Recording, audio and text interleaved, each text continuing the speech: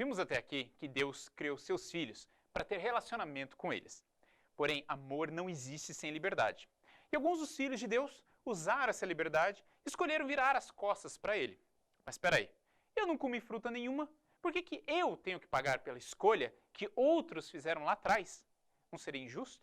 Além disso, se Deus é poderoso, não poderia apenas dar mais uma chance para aquele casal que cometeu só um errinho e ainda pediu perdão? Se ele é um Deus de amor, por que cobrar tão caro e até hoje? Perguntas como essas chegam a deixar muitas pessoas confusas ou até mesmo com dúvidas sobre o caráter de Deus. Nesse episódio, vamos analisar um pouco mais questões como essas. Bem-vindo à Lógica do Livro.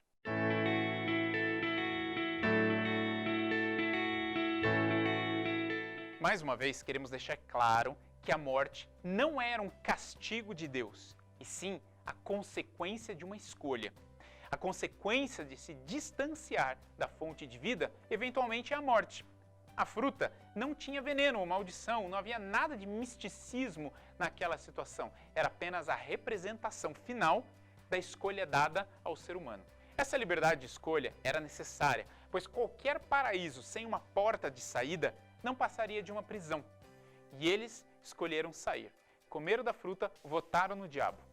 Alguns dizem que, se Deus realmente nos amasse, não teria colocado aquela árvore, aquela opção ali. Bom, se ele não houvesse colocado, nós não passaríamos de escravos sem opção. Além disso, o desenvolvimento do caráter é feito através de escolhas e da forma que lidamos com as oportunidades que nos são oferecidas.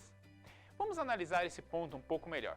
Eu já ouvi muita gente dizendo que se Deus fosse bom, não deixaria o ser humano escolher coisas erradas. Se Deus não tivesse dado oportunidade de escolha às suas criaturas, elas não passariam de escravos.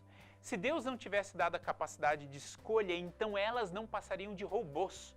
Deus te deu a oportunidade de decidir quem você é hoje.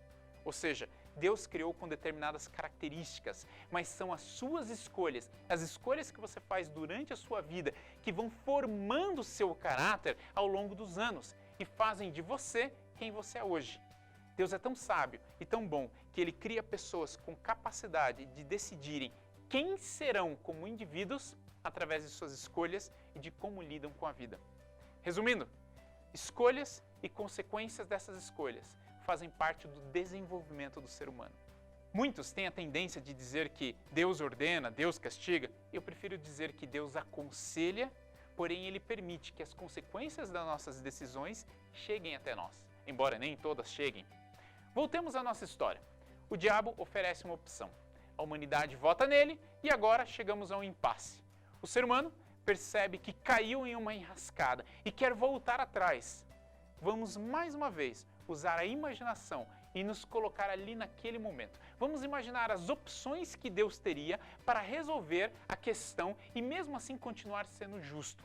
Lembre-se, o objetivo do diabo é deturpar a imagem de Deus. Procurar até achar um momento em que Deus dá aquela escorregadinha para postar e anunciar nas redes sociais que Deus realmente é tão injusto como o diabo havia dito que ele era. Se Deus simplesmente os perdoasse e os trouxesse de volta, Satanás poderia acusar Deus de injustiça, de interferir diretamente na escolha que a humanidade já havia feito. Imagine a seguinte conversa. Peraí, foram eles que escolheram votar em mim? Não fui eu que fui lá trazê-los à força. Eles votaram em mim de livre e espontânea vontade. E agora o Senhor está usando a sua força, o seu poder, a sua posição para arrancá-los de mim? E era isso que o diabo havia acusado a Deus, de ser injusto e obrigar as suas criaturas a seguirem o caminho que ele determinava através da força. Um Deus que consegue as coisas pela força não pode ser amado, apenas temido. Não é esse o propósito de Deus. Deus deu a liberdade e ela foi usada. Agora Deus não vai usar a força para cancelar uma escolha que o ser humano fez livremente. Mas Deus faz algo muito maior, algo inexplicável, algo que mostraria para todo o universo que ele não precisa usar a força para resolver as coisas. Algo que ao mesmo tempo salvaria a humanidade e mostraria a verdade sobre a imagem dele. Imagine novamente um possível diálogo. Deus, os seres humanos votaram em mim. E com isso eles entregaram nas minhas mãos tudo aquilo que o Senhor havia entregue nas mãos deles.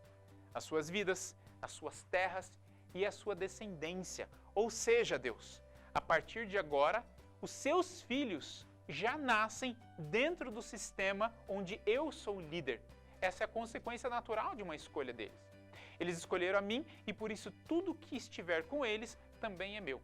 Seus filhos serão meus, seu futuro será meu. Então Deus responde, é verdade, eles escolheram você, mas olha, eles querem voltar atrás, eles não querem mais ficar com você, porque eles perceberam a realidade. E o diabo responderia, tarde demais, escolheu, está escolhido, votou, está votado. E agora eu sou o líder deles, aqui não tem impeachment, pois o Senhor não pode usar a sua força e trazer as coisas como eram antes, porque aí a coisa fica mais complicada para o seu lado. Ok, Satanás, não é isso que eu estou dizendo. Eu quero simplesmente dar uma chance à humanidade. Eu quero resgatar a humanidade. Eu quero comprar a humanidade de volta e dar a ela uma segunda oportunidade. Então eu vou fazer o seguinte, eu vou simplesmente trocar de lugar com eles. Eles escolheram virar as costas para mim.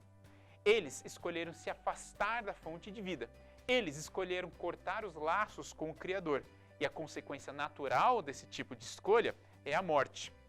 Mas nós vamos fazer o seguinte, eu vou colocar a consequência das escolhas deles sobre mim mesmo. Eu vou levar o peso da consequência que eles deveriam levar. Mas eu nunca me separei do Pai. Eu nunca me afastei de Deus. Eu, Jesus, no caso, na conversa. Eu nunca precisaria sofrer as consequências de escolhas tolas como eles fizeram. E eu vou colocar as consequências das minhas escolhas certas sobre eles. Nós vamos trocar de lugar. Eu gosto de uma ilustração que cabe muito bem para entender melhor essa questão. É uma historinha inventada. Então use a imaginação e busque entender o princípio por trás da história. Imagine uma cidade cheia de prédios. Ali estão os maiores prédios do mundo e Deus cria você e te coloca ali em cima de um desses prédios, no topo do maior deles. Ali você tem uma visão ampla de toda a cidade. Você tem acesso a muitos outros lugares. E também, a cada dia, Deus vem até você para bater um papo e te ensinar sobre coisas novas do universo, a vida e a amizade entre vocês dois.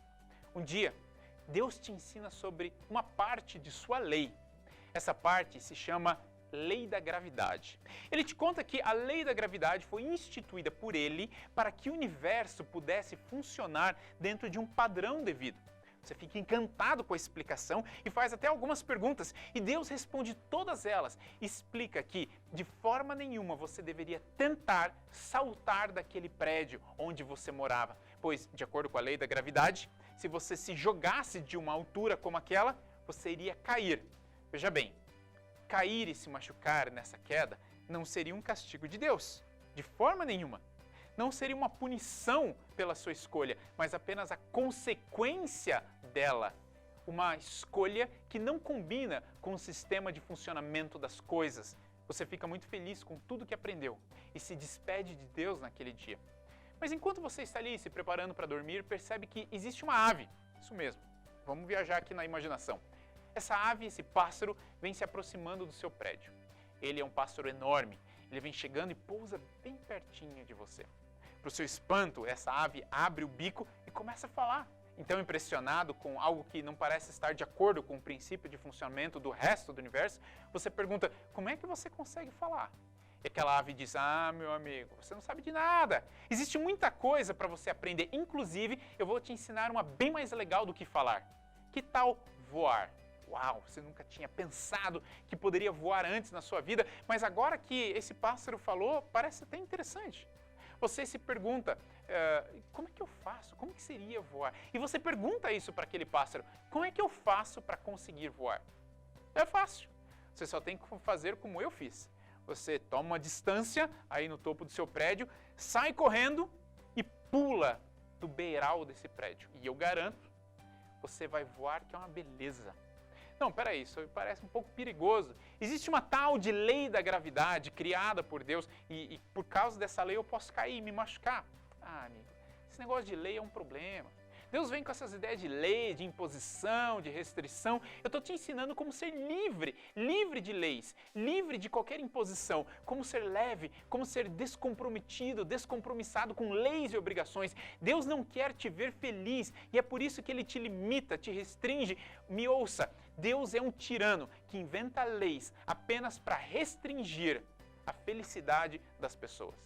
Você pode criar as suas próprias leis. Ao ouvir tudo aquilo, a sua imagem de Deus começa a ficar distorcida. E se for verdade? Quem disse que eu não posso inventar as minhas próprias leis? E se eu aprender a voar? E se eu pudesse realmente quebrar a lei de Deus, quebrar a lei da gravidade? Então você decide dar uma experimentadinha só, um pouquinho, não vai fazer mal nenhum. E se voar, voou. Se não voar, Deus perdoa depois.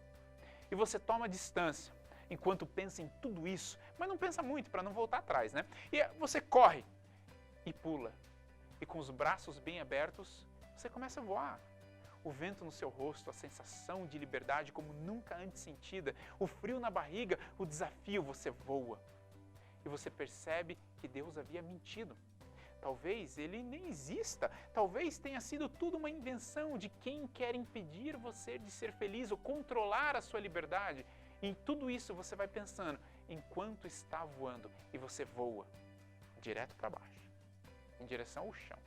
Então você decide que está chegando perto demais do chão e a velocidade está aumentando, então você resolve trocar a direção e você estende os braços para mudar a direção, mas continua voando para baixo. Você se bate um pouquinho, tenta novamente, mas esse voo é apenas um voo de uma única direção, para baixo. A direção em que a gravidade está te puxando. Em um flash, você percebe o tamanho da burrada que cometeu. Mas e agora? Como é que eu vou sair dessa? Eu quero que você force um pouco mais a imaginação. Estamos trabalhando o princípio de uma parábola. Imagine que Jesus se coloca ali no meio da sua queda. Jesus aparece para você. E vamos imaginar que Jesus consegue pausar a sua queda. Você para ali no ar, em pausa. Você ainda está lá, mas em pausa. E Jesus está em uma das janelas do prédio ali, olhando para você e te pergunta: filho, por que você foi cair nessa? Pois é, Jesus, eu errei mesmo, mas é só você reverter essa lei, é só você anular essa lei, é só você desligar a lei e eu consigo sair dessa. Jesus, eu estou pedindo perdão e por causa do meu perdão, eu sei que o Senhor tem poder para desligar essa parte da lei da gravidade e me salvar, certo? Filho, não funciona assim. Se eu reverto a lei da gravidade, eu destruo o resto do planeta e do universo. Pense em todos os outros aviões, pássaros, marés dos oceanos, todos os sistemas que precisam da gravidade para funcionar. Eu posso, mas eu não devo simplesmente sair por aí desligando o princípio de funcionamento do universo. Não é assim que funciona. E além disso, cada escolha, meu filho, produz uma consequência. Mas vamos fazer assim. A única forma de eu te salvar é se eu ocupar o seu lugar. Então preste bastante atenção. Eu vou contar até 3. E no 3, nós trocamos de lugar. E Jesus conta. Segurando na sua mão, ele dentro do prédio, você ali pausado no meio da queda, e ele conta 1, 2, 3, e no 3, ele troca de lugar com você. Ele te traz para dentro do prédio e ele se coloca no seu lugar. E a partir dali, ele tira a pausa, continua e ele recebe no seu corpo a queda que deveria ter sido sua. Jesus recebeu a consequência da escolha que nós fizemos, para que nós pudéssemos receber a consequência da escolha que ele fez. Ele viveu uma vida de conexão com o Pai e nos deu o privilégio de sermos mais uma vez reconectados com o Pai através de sua morte. O problema é que muitas pessoas, depois de tudo isso, ainda escolhem ir até a janela e pular de novo. Muitas pessoas, depois de terem visto tudo isso, escolhem dar mais uma chance para o diabo. A salvação oferecida por Jesus não é uma solução rápida e superficial para todos os seus problemas, mas é a oportunidade de escolher de novo. A salvação que ele oferece é a oportunidade de tomar decisões que moldem um caráter digno e um futuro com consequências que fazem mais sentido. Amigo, Deus sempre te perdoa. Ele é um pai que diante da queda do filho, diante da desobediência do filho, está sempre esperando para te perdoar. A questão é, o que você vai fazer com a chance que Ele está te dando? O foco é o que você vai fazer com a oportunidade que Ele está te dando. Você precisa sim de perdão, mas mais do que isso, você precisa de um caráter que é moldado através das escolhas que você faz depois desse perdão. Que Deus te abençoe e que você possa, com sabedoria, fazer as escolhas que te levem para mais perto do objetivo e do sonho de Deus para você.